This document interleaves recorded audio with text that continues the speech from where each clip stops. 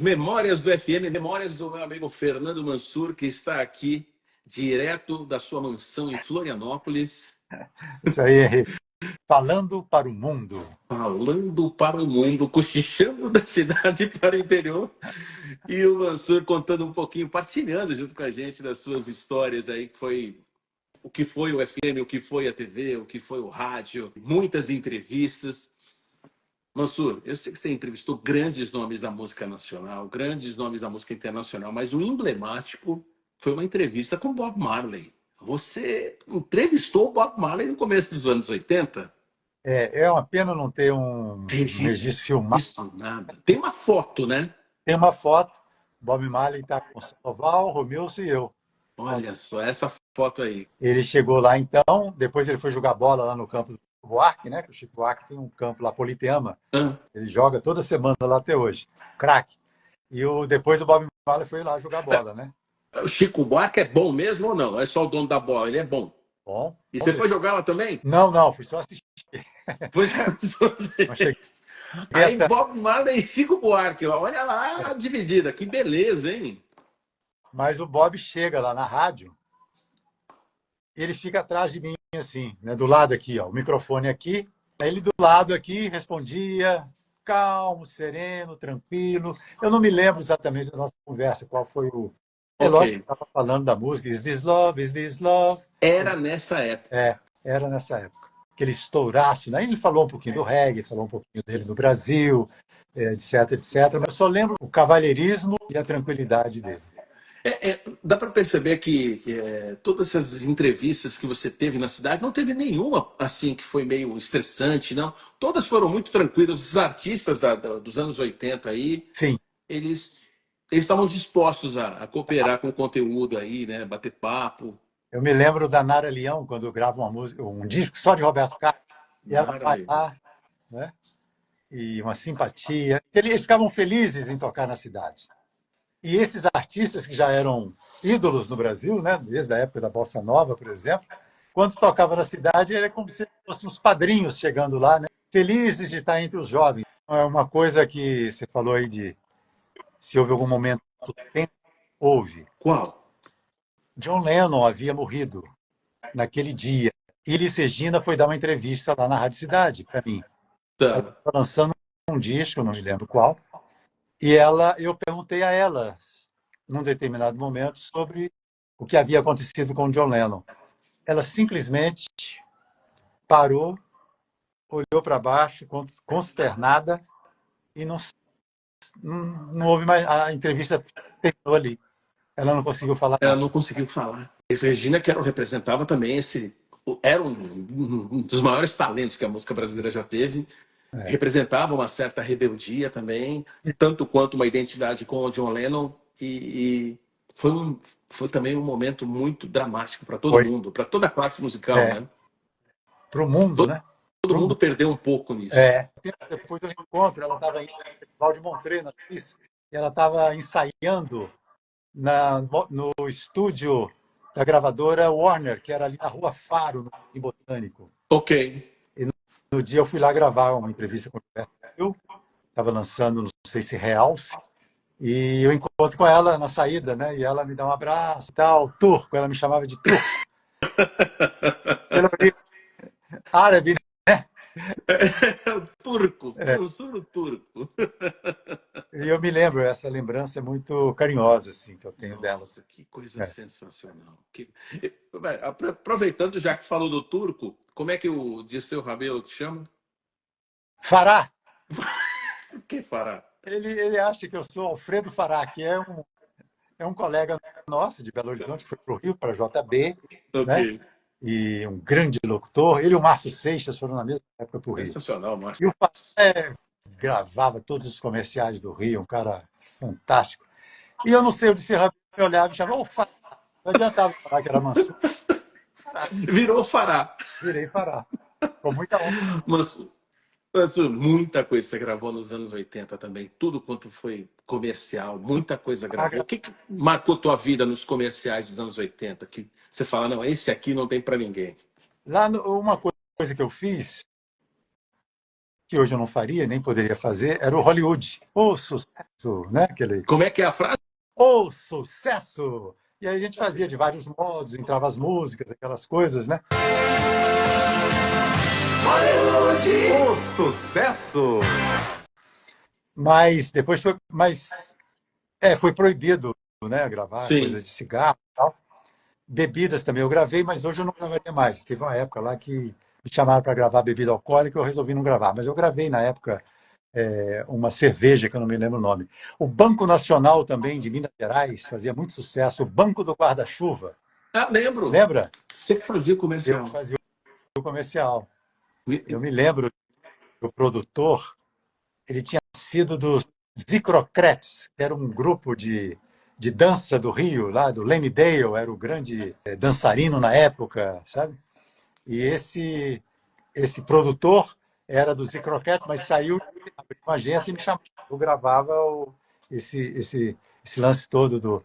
Outra coisa que eu gravava muito era alguns comerciais do Hollywood Rock. Hollywood Rock. Hollywood Rock. Hollywood Rock apresenta Marília, Capital Inicial, Engenheiros do Havaí, Tears for Fears e muito mais. Em janeiro, no estádio do Morumbi, em São Paulo, e na Praça da Apoteose, no Rio. Ingressos à venda nos revendedores exclusivos leves. Hollywood Rock, as pedras vão rolar. Oh, tinha o Hollywood Motocross também? Não, esse não. Esse talvez, mas É, não o me lembro dele. Hollywood Motocross que faziam etapas nas cidades e Ah, falava Hollywood Motocross em Santos, em Curitiba, tal. tá. Venha torcer pelos melhores pilotos do Hollywood Motocross. Vai ser um sucesso. O sucesso. Você gravou muita coisa, hein? E teve uma coisa também, você falando de gravações, eu estava em Nova York há um ano e tal, e eu encontrei com o André Midani. E ele estava com a fita do Gilberto Gil Realce. Na minha opinião, a melhor música dele. E ele estava Né? com o LP todo, né? O Mansur, Master. vamos lá para você ouvir. Ele me levou lá e ele me levou na Warner, na gravadora lá, que eu tinha levado algumas coisas para lá e tal. E depois nós fomos jantar e eu vi em primeira mão lá, em Nova York, Você viu, todinho. curioso ver como tinha diversidade cultural nas músicas brasileiras nessa época, né? Nada era parecido. Fagner era uma coisa, Gilberto Gil, Caetano era outra, Chico Buarque. O movimento mineiro, então, o Boca Livre, a gente comentou sobre Boca Livre, 14 bis, Que alimentava o rádio, né? esses conteúdos. Conteúdos. Então, como é que agora como é que uma pessoa faria um rádio hoje? Eu fico pensando assim, diferenciado, né? Sim. Temos muita... Você hoje, tu cuidando de uma emissora de rádio, qual o primeiro passo que você daria aí para se diferenciar ou se destacar? Você sabe que de vez em quando eu sonho com rádio, né? Eu lembro que eu te falei disso, eu falei, você sonha que tá fazendo horário? Eu falei, pensei que era só eu. Então você também. Outro dia eu Você sonhei também. com a antiga JB, né? Aquele estúdio lá tinha um piano enorme, né? Onde o Tom Jobim tocou, o Hermeto Pascoal tocou, muita gente boa tocou. Famoso. E eu fico pensando nisso. Primeiro você tem que ter uma equipe, que você não faz nada sozinho. Não tem como. Não tem como. Agora, a quantidade de gente disponível no mundo hoje, que imagina. É muito Antes, abundante, né? eu entrevistei o saxofonista do Supertramp, que é John Hollowell. Entrevistei ele aqui com uma simpatia. E eu falei com ele, eu me lembro de uma coisa que ele falou lá, ele é muito... Eu tinha alguém para... Eu falava um pouco, evidentemente, traduzindo, eu tinha um tradutor para... Um suporte. Né? Suporte, claro. Mas eu me lembro que ele tinha uma resposta muito interessante. Eu falei assim, you're very witty. Você é muito espirituoso. Você quer... Não sei o quê. Eu me lembro dessa frase que eu falei para E ele. sempre teve essa característica sua no ar, na cidade. Você era um locutor diferenciado porque você tinha um algo a mais a oferecer para o ouvinte. Né? Não é à toa que você falava o que falava, você se preparava. O Mansur, ele chegava 2 horas antes da rádio. É sério? Estou falando certo ou não? Não é verdade? É verdade. Muita gente comenta que, eu não sei se você entrava às 10 da manhã, mas chegava umas 8 horas, ia lá para o jornalismo da JB e ia devorar livro, jornal, se produzir. É. Que é uma coisa que eu acho que não existe hoje. É difícil o comunicador se produzir. Você sabe, eu vou te falar uma coisa. Eu não falo com nenhuma alegria isso que eu vou falar, mas Entendo. uma vez eu entrevistei a Selma Reis, que foi uma cantora portentosa, fazia muitos musicais, que foi muito cedo, mas uma. Você vê que voz tinha a Selma. Uma vez eu estava entrevistando ela na Rádio Tupi, eu de 6 meses na Tupi, onde entrevistei também pessoas muito importantes. E depois da entrevista ela falou assim: Poxa, você me pesquisou, né? Você sabe tanta coisa de mim, sabe das músicas. Uma vez eu estava entrevistando a Marta Monte, um estúdio na Rua Toneleiros, tem uma ruazinha pequenininha, uma ladeirinha assim, onde ela estava atendendo pessoas, vários jornalistas. Ela era um, né? Ok. Ela estava lançando um disco, eu não sei, já tinha os tribalistas já acontecido. Foi depois dos tribalistas, Já estava consagrado. mas era um disco dela solo. Eu fui, como você falou, eu fui antes para a MPB, peguei o disco novo dela, ouvi tudo, pesquisei sobre ela, sobre o disco, quem fez o arranjo, quem fez quem compôs, quem participa. Chegou a minha vez de entrevistá-la. Pergunto isso, pergunto aquilo outro. Tem uma hora que eu falei assim, Marisa, interessante aqui nas autorias, tem uma hora que está Marisa e Carlinhos Brown. E outra hora aparece Carlinhos Brown e Marisa. Qual a diferença? Aí ela respondeu, e no final eu disse, pô, Massu, bom dar entrevista para você, né? Você pesquisa, você sabe do que você está falando.